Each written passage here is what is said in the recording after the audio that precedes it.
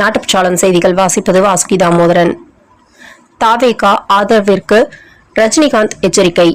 தாவேகா தலைமை பொறுப்பில் இருக்கும் ஆதவ் அர்ஜுன் அண்மையில் என்னை பற்றி தவறான கருத்தை கூறியுள்ளார். என்னை பற்றி ஆதவ் பேசியது உண்மைக்கு மாறானது.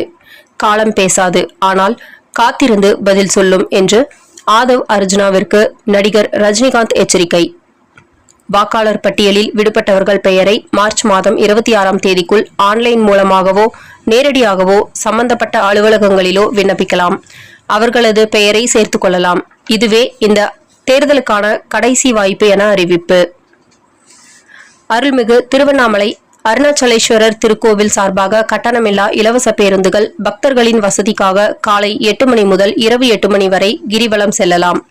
கிரிவல பாதையில் உள்ள 3 லிங்கங்களை 5 நிமிடங்கள் தரிசனம் செய்துவிட்டு கிரிவலம் சுற்றி ராஜகோபுரம் முன்பாக இறங்கலாம். சூலூர் பேரூராட்சியும் எல்ஜி மருத்துவமனையும் இணைந்து சூலூர் பேருந்து நிலையம் அருகில் ஏசி பேருந்து நிலையம் 12 லட்சம் ரூபாயில் கட்டியுள்ளனர். கோவை மாவட்டத்தில் முதலாக ஏசி பேருந்து நிலையம் அமைக்கப்பட்டுள்ள பயணிகள் காத்திருப்பு மையமாகும். விபத்தினால் 13 ஆண்டுகளாக கோமாவில் படுத்திருந்த இளைஞர் ஹரிஷ் ராணாவை பெற்றோரின் வேண்டுகோளை ஏற்று உச்சநீதிமன்றம் கருணை கொலைக்கு உத்தரவிட்டுள்ளது.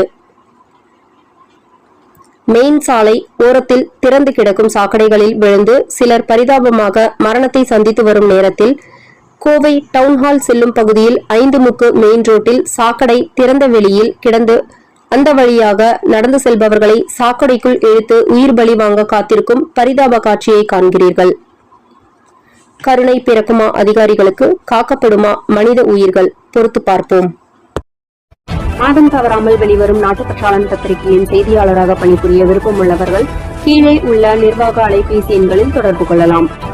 7947789115 மற்றொரு எண் 9944341033. நாட்டுப்பற்றாளன் யூடியூப் சேனலில் விளம்பரம் செய்து பயன்பெறுங்கள். நமது நாட்டுப்பற்றாளன் செய்திகளை அறிந்து கொள்ள யூடியூப் சேனலை சப்ஸ்கிரைப் செய்யுங்கள்.